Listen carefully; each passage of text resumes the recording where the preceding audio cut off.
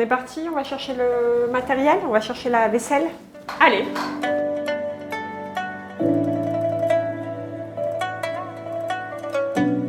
Je vous en prie. Alors, tu as besoin de quoi, Estelle? Alors, j'ai besoin de tout ce qu'il nous faut pour un tonkatsu. Il faut du panko, il me semble. Ouais, juste là. Ah, tu connais... J'ai vu panko, mon œil repère le panko. Ah, d'accord, voilà. Donc, il y a ça. Qu'est-ce que tu as besoin de quoi? J'ai besoin du meilleur riz que tu aies. Il y a celui-ci. Je pense que tu peux faire encore mieux. Celui-là. Encore mieux. Non, bah celui-là. Non, Ah mais ça, bah ouais. Ça, c'est du... Ah ouais, Le yume nishiki. Donc ça et... Et de la sauce. Sauce bulldog. Voilà, donc on a la sauce tonkatsu, c'est écrit dessus, comme le porc salut. Et sinon, il y a une version généralement vegetable, donc vegan, végétarienne. D'accord, voilà. ok. Il va falloir aussi des bols. Donc, là, Christophe, c'est avec lui que tu as cuisiné le tonkatsu. Ouais. C'est mon tablier. Et puis, Tu te l'avais avant. Moi, je pense que cette taille-là, c'est pas mal. Ouais. Voilà, donc... Il y en a plusieurs. Hein, ouais. Donc, Et je me dis, comme on est au printemps, pourquoi pas partir sur des... J'allais dire des teintes un peu claires. c'est clair. D'accord, ok. Le premier truc qu'il a pris, Ouais, un truc ouais. noir. Parce que je l'aimais bien, celui-là. Celui-là peut-être, regarde. Comme ça, il y a un petit mélange entre le marron et le clair. Après, il va nous falloir des récipients suffisamment grands, tu sais, pour mettre la viande dans la farine, dans l'œuf, dans la chapelure, tu vois. Bah, on va mettre... C'est important le mouvement. on va prendre cela, là. Travailler. Ah, le livreur. Merci. Je vais mettre la vaisselle dedans. Tu veux mettre les courses? Ça va? Ouais, ça c'est vachement bien. C'est une copie de Suribashi. Ah, Tu vois, ça ressemble, mais... le sulibachi, c'est le fameux bol avec les petites rainures à l'intérieur. Voilà. On est d'accord. Le mortier qui est juste derrière. Voilà. Là. Très bel outil, très utile. Je l'ai utilisé cette semaine pour faire des recettes à base de sésame torréfié, une tuerie. Voilà, ça gratouille à l'intérieur. Voilà. Du coup, Il en faut t'en qu'un as seul? plusieurs? Ouais, Ouais. non, il m'en faudrait plusieurs. Genre 3. Ah bah, un bleu. Ah, mais t'as toutes les couleurs? Non, j'ai 2 couleurs. et tes petites fleurs. Toi, t'es pas... Bah ouais, t'es pas c'est le printemps. Ah là, on est sur quelque chose. Là, oh là là. Là, on est sur... Bah, voilà. Là, c'est le printemps. Là, on y est. tout à fait. Voilà, regarde, on a le soleil et tout. On est dans une cave. Hein. Ben quand même, moi je vois un brin de Ah, soleil. ici, Moi je suis désolée, effectivement. voilà, je préfère voir le bol de donburi à moitié rempli plutôt qu'à moitié vide. Bon, je vais porter. T'es sûr? Oui. Parce que tu sais, je suis une femme forte et indépendante. Hein. Ah d'accord, ok. Bon, bah, On est prêt? C'est parti, on a tout ce qu'il nous faut. Ah maintenant il nous manque Christopher. Ouais, je suis là, j'arrive là. Ouais. Ah Christopher! Oui, et que c'est Christophe, mais... Ah Christophe, pardon. Ouais, bon, allez, le temps d'enfiler un tablier, bonjour. Ça va? Salut, excuse pour le retard, j'étais au Pas de colis. souci. Je te laisse te Bon. laver les mains Ouais, parce que tu reviens de Hop. loin. Alors, Christophe, est-ce que tu sais ce Dis-moi. qu'on va cuisiner aujourd'hui? eh ben, du thon... Du thon. Du C'est thon un... Alors, du tonkatsu. Tonkatsu. Ah, c'est en un seul mot. Hein. Ouais, c'est ça, pas du tonkatsu. thon et du... Non, c'est pas du thon et du katsu. D'accord. Mais tu es sur la bonne voie, puisqu'en fait, donc le tonkatsu, c'est un porc pané, Ok. d'accord? Ton en japonais, ça veut dire porc. Bon, d'accord, ok. Voilà. Et katsu, ça vient de l'anglais, alors très bizarrement, enfin du français plutôt, côtelette. Et du coup, pour le réaliser, évidemment, on va avoir besoin de côtes de porc. On va avoir besoin de tout ce qu'il va falloir pour faire une panure, donc farine, des œufs. On va avoir besoin de chapelure japonaise qu'on appelle panko. Voilà, j'aurais plein de choses à te raconter Ah oui, sur oui, la oui, bien chapelure sûr, oui, japonaise, j'ai fait, hyper c'est- intéressante. Et on va accompagner ça avec mon riz préféré, le koshi hikari. Facile à reconnaître parce que c'est un emballage rose, donc ça change. Donc c'est le yume nishiki, c'est marqué dessus, comme le porc salut. On est parti? Super, allez. Allez. Et voilà le bestiau. 5 côtelettes. Alors moi je les ai prises avec l'os encore, Ouais. mais on peut prendre des côtelettes déjà désossées. Donc, Alors dis-moi ce que je... eh comment ben, je ce peux qu'on va t'aider. faire, déjà on va prendre Comment je peux une t'aider plaque. Ok, On va couper planche un petit peu dans la viande. à découper, ok. Pour un tonkatsu, la première chose qu'on va faire, du coup, c'est, dans ce cas-là, c'est qu'on va aller retirer l'os. Ouais. Donc, on va vraiment retirer toute cette partie ici. Et comme on peut le voir, c'est une viande qui est quand même assez grasse. Et ce qu'on va faire, du coup, c'est qu'on va aller entailler le gras avec un couteau. On va juste faire des entailles tous les à peu près 1 cm. Ah ouais, d'accord. Et on va aller piquer la viande. En fait, la viande va uniquement cuire dans le bain d'huile. Du coup, l'idée, c'est qu'il y ait une cuisson quand même uniforme. Et comme la cuisson est assez rapide, on veut éviter justement qu'il y ait des... comme ça va assez vite dans le bain d'huile, on veut éviter que la viande soit crue à l'intérieur. Donc c'est vrai qu'on va aller la marteler soit avec un maillet, soit la piquer avec une fourchette par exemple. Et on va aller entailler le gras pour que la viande ne se rétracte pas. Ok. Peut-être de l'autre côté, t'es droitier, non? Enfin, non, t'es gaucher. Oui.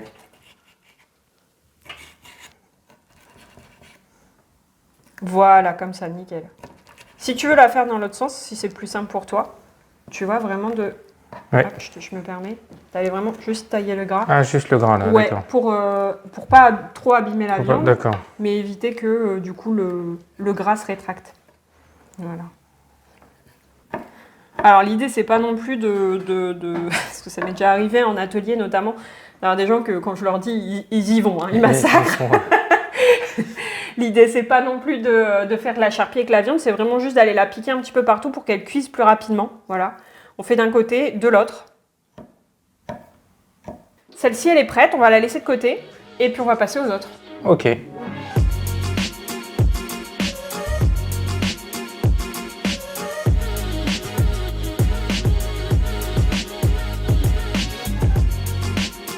Donc, on a notre porc qui est prêt. Là, il y a 2 écoles. Parfois, les gens salent et poivrent la viande avant.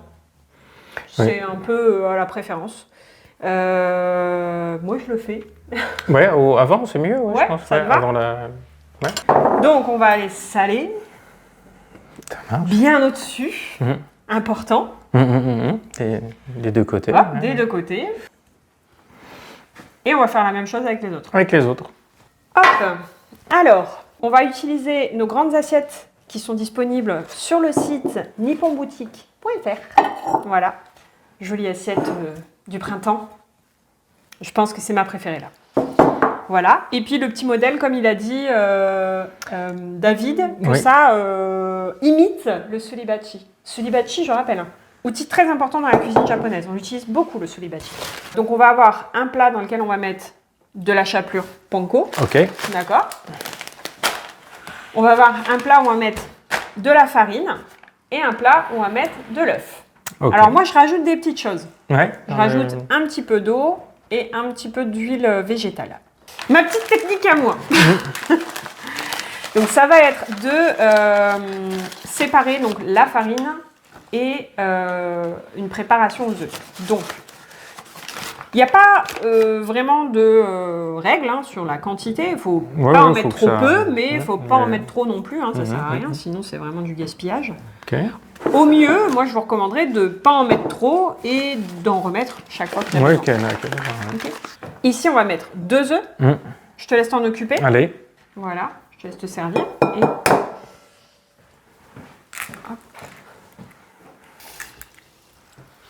Et le panko, je vais vous en parler. Il y a plein de choses à dire sur le panko, c'est hyper intéressant. Il faut que je batte les œufs Ouais, si tu veux, tu peux prendre, regarde, il y a un petit fouet. Là. Ah oui. Je l'ai sorti exprès.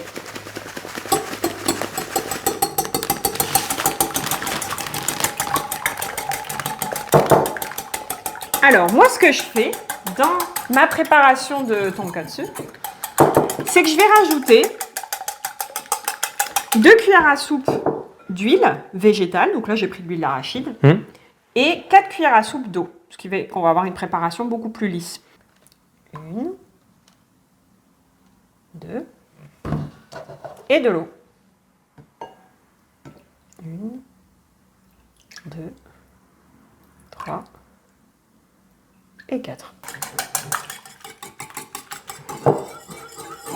Pas mal là.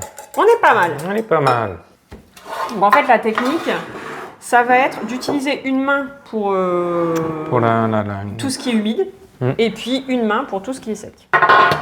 Cette main-là, ça va être entre guillemets tout ce qui est humide. Bon, la farine, c'est pas très humide, mais en fait, ça va être pour ces deux préparations-là. Et celle-ci, ça va être vraiment juste pour la panure. D'accord? Donc là, j'ai mis le morceau directement dans la farine. Hop, je le recouvre bien pour vraiment la sécher. Je vais aller, hop, juste la secouer un peu pour retirer l'excédent de farine. Hein. Je n'ai pas non plus envie de manger que de la farine. Et ensuite, je viens la mettre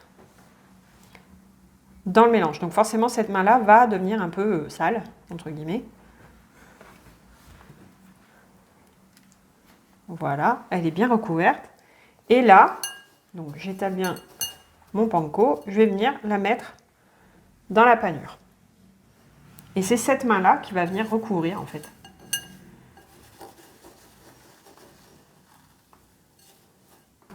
Bon, Voilà. Si tu veux, j'enchaîne. Là, vous voyez, ouais, carrément. Là, vous voyez que la panure qu'on a choisie, elle est plutôt épaisse. Voilà. Il y a plusieurs types de panko. Il y a des panko où la chapelure est un peu plus fine. Voilà, il y a différents niveaux en fait de panko. Donc ça dépend le résultat qu'on veut. Donc, moi je vais vous raconter l'histoire du panko. Donc le panko, c'est ce qu'on a utilisé là pour faire la chapelure. Donc dans panko, il y a le terme pan, comme c'est noté juste ici, pan. D'ailleurs, si on regarde, ici il y a une traduction en anglais, breadcrumbs. Ouais, breadcrumbs. Donc c'est en fait le panko, donc la chapelure japonaise, c'est une chapelure à base de mie de pain. Voilà.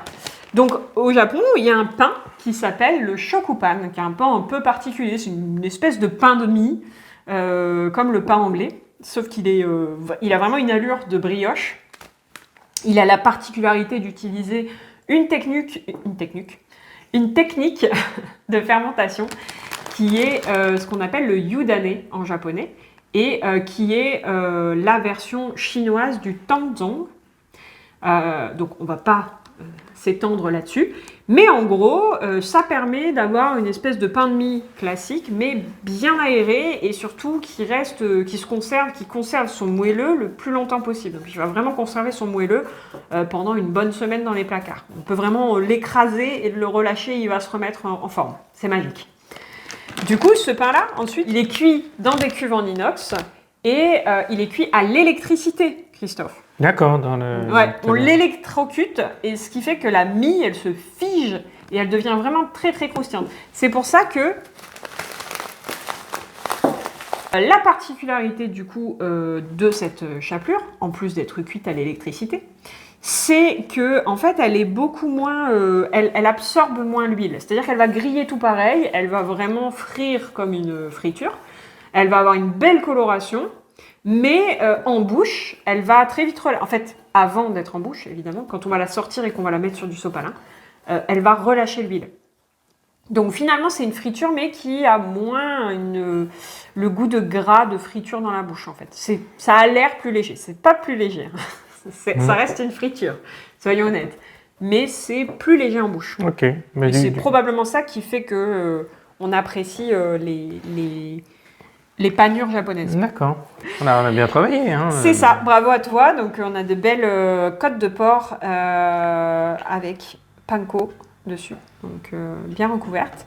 Bravo, très bon travail. Non, mais tu as bien travaillé, j'ai hâte Christopher. de goûter. Hein. Christophe. Hein. Pardon, Christophe. On va y arriver.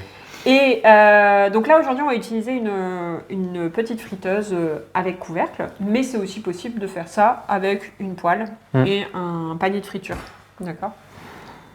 Donc, on a utilisé de l'huile de friture, évidemment, et on va vérifier la température. Donc, dans l'idéal, il faudrait qu'on soit à 170 degrés. Oui, le meilleur investissement de ma vie. Donc là, comme on a ouvert un petit peu le panier, ça perd un petit peu en chaleur. Mais globalement, on est autour de 160 degrés. Ici, j'ai un petit rebord pour poser mon panier, comme ça, je ne me brûle pas. Je vais venir déposer mon escalope à l'intérieur. Hop. Le panier n'est pas très large. Voilà. On va la laisser baigner tranquillement. Et on va compter à peu près 3 à 4 minutes d'un côté. Et ensuite, on viendra la retourner Voilà. Donc ça, il faut surveiller un petit peu la cuisson parce que ça dépend un petit peu de la chaleur de l'huile. Là, elle était à un peu moins de 160 avec mon petit bruit très caractéristique. Donc je vais mettre 3 minutes. Au bout de 3 minutes, je regarderai la couleur qu'elle a. Si tu vois qu'elle est bien colorée déjà d'un côté, tu peux la retourner avant 3 minutes. Si tu vois qu'après 3 minutes, ça a l'air encore très cru, tu peux laisser 1 minute de plus. Donc là, tu vois, déjà, on a une... ça commence à prendre un peu... voilà. Je vais juste le mettre ici pour le retourner. On va le réimmerger, cette fois-ci dans l'autre sens. Là, il est mieux immergé, tu vois.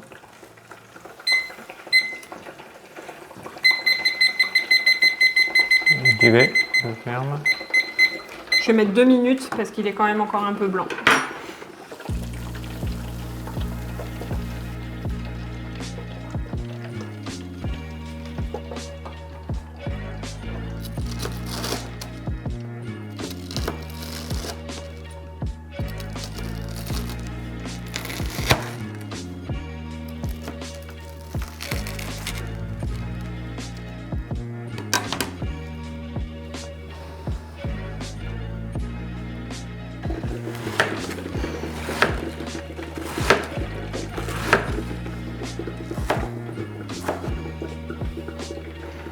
Et donc souvent le tonkatsu c'est servi sur du chou, parce que le chou il est frais, et du coup ça vient contrebalancer avec le gras, du plat. Alors, le riz japonais. Pour faire un bon riz, Estelle. Voilà, pour faire un bon riz, il faut un bon grain, il faut un riz japonais. Donc, effectivement, alors le tonkatsu, ça peut se manger comme ça tout seul, d'accord? Une fois qu'on l'aura pané, etc., on peut le couper en petits morceaux et le manger avec une salade, voilà, il n'y a pas de souci. Ça peut aussi être servi en ce qu'on appelle un donburi. Donc le donburi, c'est un bol de riz sur lequel on va disposer différents ingrédients. Donc il y a des donburi un peu à tout. Il y en a aux légumes, il y en a à la viande. Il y a plein de recettes différentes. C'est vraiment c'est un peu le plat du pauvre, quoi. C'est un peu le plat qu'on peut faire à la maison avec 3 fois rien dans les placards. Mais du coup, comme une grande partie des plats de la cuisine japonaise qui sont à base de riz, bon, il y a peu d'ingrédients, donc on va prendre des bons ingrédients, et notamment un bon riz, parce que vraiment, ça fait vraiment la différence. Alors, c'est sûr que si on prend un riz... moi, je dis souvent ça, alors je ne boycotte rien du tout, hein, mais c'est vrai que si on prend les fameux riz à sushi, estampillés riz à sushi qu'on trouve dans les grandes surfaces, alors oui, ça fait le travail en termes de technique, c'est-à-dire que oui, c'est un riz rond, oui, c'est un riz collant. Malheureusement, je trouve qu'en termes de goût, on y perd. Voilà. Donc, le mieux, si vous voulez manger du riz japonais, un bon riz japonais qui est assez accessible, effectivement, alors ça, c'est la marque Yume Nishiki. Donc, vous n'êtes pas obligé de prendre celui-là, mais il faut prendre la variété Koshi Hikari. D'accord? C'est vraiment la variété standard qu'on trouve le plus souvent. Et pour le coup, le Koshi Hikari, c'est vraiment...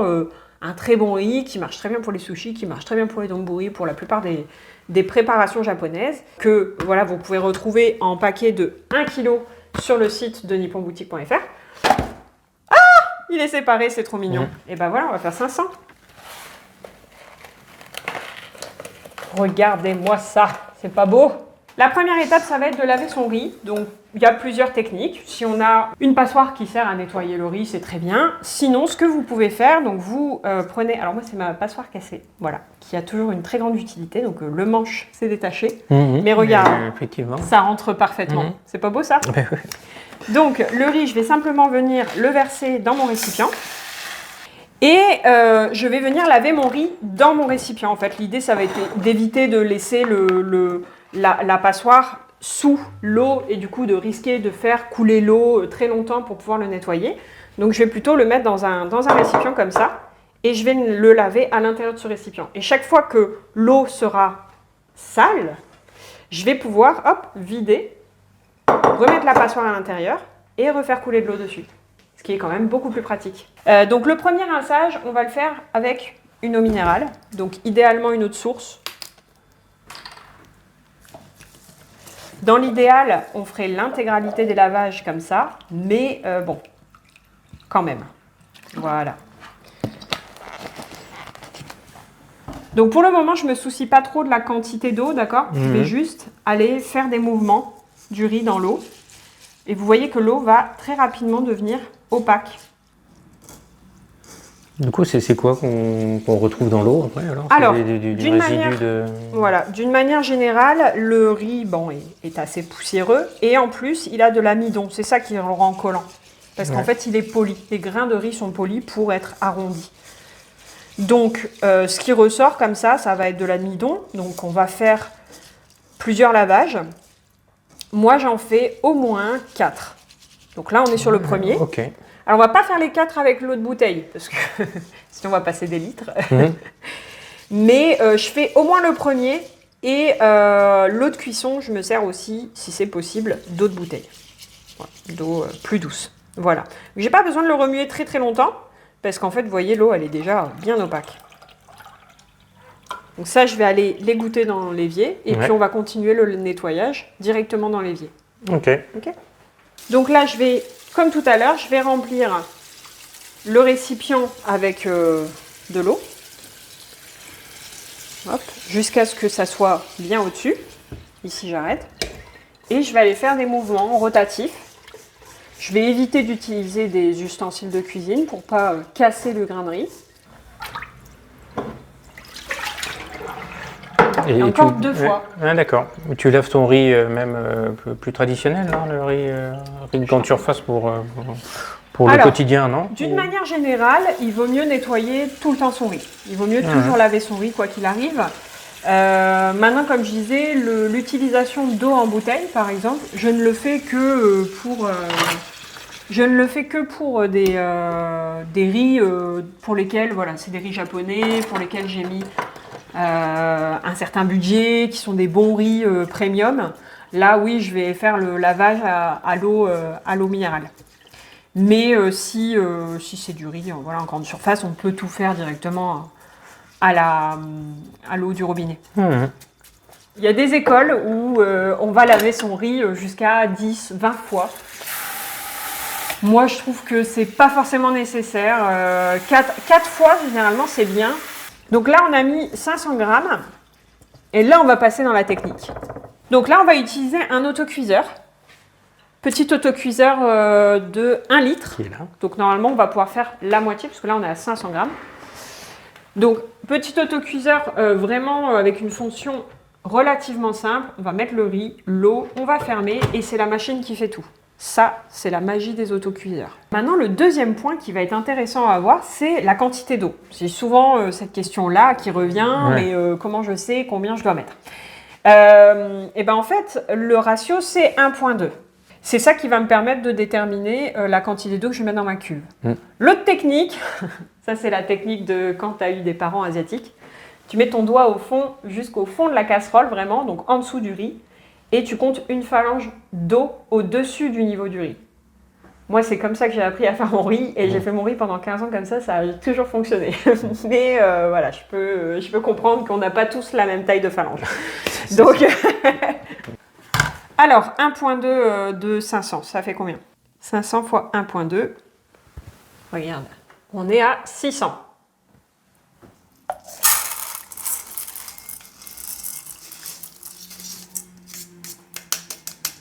Donc là déjà 500. On a dit 600. Bien, ouais. Et tu vas pouvoir verser, donc là on a utilisé de l'eau minérale ou de l'eau de source, de l'eau en bouteille d'une manière générale. Si vous pouvez, plutôt une eau de source. Voilà. Et encore 100. Et encore 100. Ok. Voilà, donc là il y a 2 solutions. Soit vous laissez reposer pendant une demi-heure à 1 heure, soit vous pouvez lancer la cuisson tout de suite. Donc ça dépend un petit peu de vos goûts. Il semblerait qu'il y ait des petites différences quand on laisse reposer le riz dans de l'eau. Personnellement, je la note pas forcément. Je pense aussi que ça dépend du riz qu'on utilise. Peut-être avec certains riz, on sent vraiment une différence. Là, moi, c'est avec le Yume Nishiki, je sens pas vraiment de différence. Donc on va pouvoir lancer la cuisson tout de suite. Hop, on ferme le couvercle, on allume l'appareil. Vous avez ici un petit élément qui permet de récupérer l'eau de condensation, d'accord, qu'il faudra vider en fait une fois que le riz sera terminé. Voilà. Ça, c'est classique hein, sur les appareils, les autocuiseurs. Et vous avez également une bouche d'aération ici, qui va sortir la vapeur.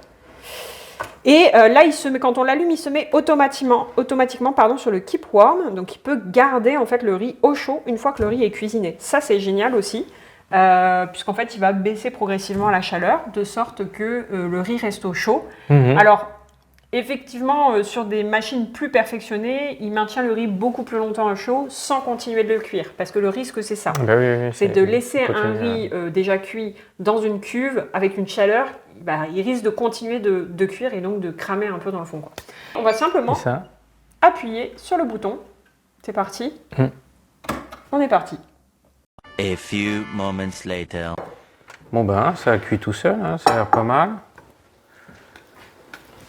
Donc il doit être un peu collant, hein. C'est ça. Donc tu peux le remuer, surtout aller chercher dans le fond pour voir si dans le fond il est bien cuit. Oui, c'est Il est très beau ton riz. Il est réussi. Il est très réussi. Il est très riz.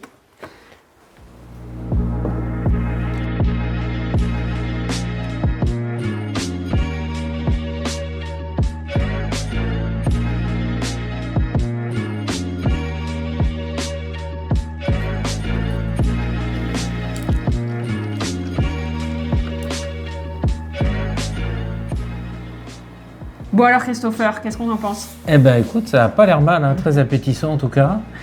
On explique un petit peu ce que nous avons préparé du coup. Donc on a fait un tonkatsu, donc on a dit que c'était un porc pané, qu'on a servi soit sur du chou blanc, hein, c'est un peu classique, c'est frais, soit sur du riz blanc japonais, qui s'appelle donc un donburi, d'accord? Et on recouvre tout ça de sauce tonkatsu, qu'on trouve aussi donc en version végétarienne, ou qu'on peut faire soi-même à la maison, c'est pas très difficile. Tu vas refaire ça chez toi? Eh ben écoute, ça donne envie, hein, ça a l'air d'être simple et tout. Ouais. Friture, le panko, toujours team panko. Et là, on n'a pas trop agrémenté, mais en réalité, tu pourrais mettre aussi des légumes, des légumes cuits à la vapeur, ou sautés directement dans une poêle. Ouais, ça a l'air... c'est assez varié. Du coup, vous retrouverez la recette de ce plat directement dans la description avec toutes les informations et plein d'autres recettes à venir sur la chaîne de Nippon Boutique. Bah oui, mais c'est gentil d'être venu en tout cas, pour nous avoir cuisiné ça ensemble. Et toi, par rapport à tes recettes, où est-ce qu'on peut te voir? Moi, on me retrouve donc sur la plupart des réseaux sociaux, YouTube, Instagram, Facebook, mon site internet également.